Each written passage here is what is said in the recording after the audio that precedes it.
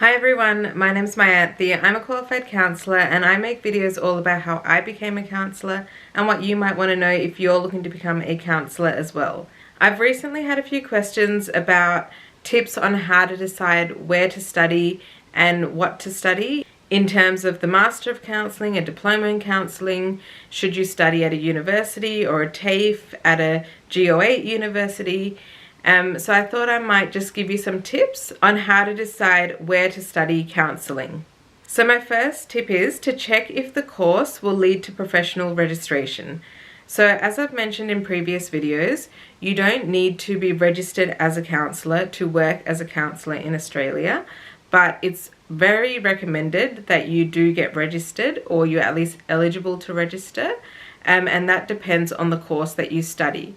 So if you're not sure, or if the course guide doesn't mention it, get in contact with the university or the TAFE or the training provider that you're looking to study at and ask them, will the course lead to professional registration with either the Australian Counselling Association or the Psychotherapy and Counselling Federation of Australia.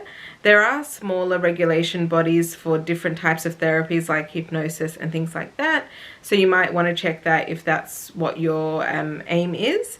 But the main registration bodies are ACA and PACFA, so contact the training provider and ask them, will the course lead you to being registered with one of them?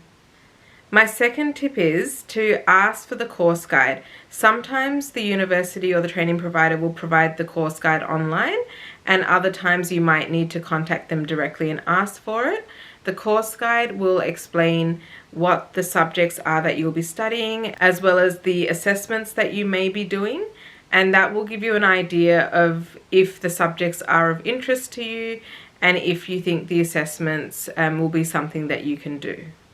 My next tip is to make sure that the course has a practical or placement component to it. So for example, when I did my Bachelor's of Psychological Science, I did it at Adelaide University, and I went to Adelaide University because that was my preference. It was seen as a bit more of a prestigious university in Adelaide, and I thought if I get into psychology there, then that will be good for me.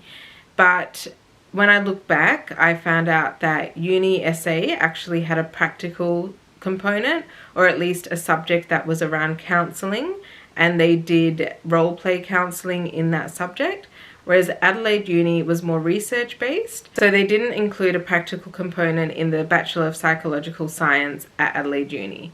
And I kind of wish that I did have a practical component.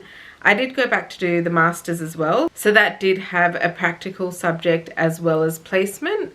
So it might be that you do your Bachelor's and you don't mind that there's no placement, but make sure if it's kind of your final course that you might be doing, or it's a higher up course like a Master's or a Diploma, make sure that there is placement, because one, it's good for experience. You need that practical experience to be able to feel confident to work as a counsellor, but you also get that real world experience. You get to see what it's like working within an organisation or an agency, and you get to see all the aspects of counselling, not just what you learn through your course and sitting in like a lecture or a classroom and hearing it from someone. You get to actually do it in person and see it all happening within an organisation. So my last tip is think about what kind of interest areas you have with counselling. Do some research, look into all of the different types of therapies, and then have a look at the course and see if that course includes that therapy or that subject within their course. Because you don't want to get into a course where you're just not interested in what you're studying, because that's not really going to make you motivated or passionate about becoming a counsellor. So just do a bit of extra research, even contacting the universities and asking them what kind of subjects they teach will help you get an idea of, is this going to be of interest to you? So my last piece of advice is, I wouldn't think about, is the university prestigious? What kind of level or ranking do they have compared to all other universities when you're looking to study counselling? Because at the end of the day, no one really looks at where you studied, especially if you're becoming a counsellor and you're working in particular organisations or working as a private practitioner. It's not really going to matter where you studied. It will matter what you studied and what you learned and where you're registered with.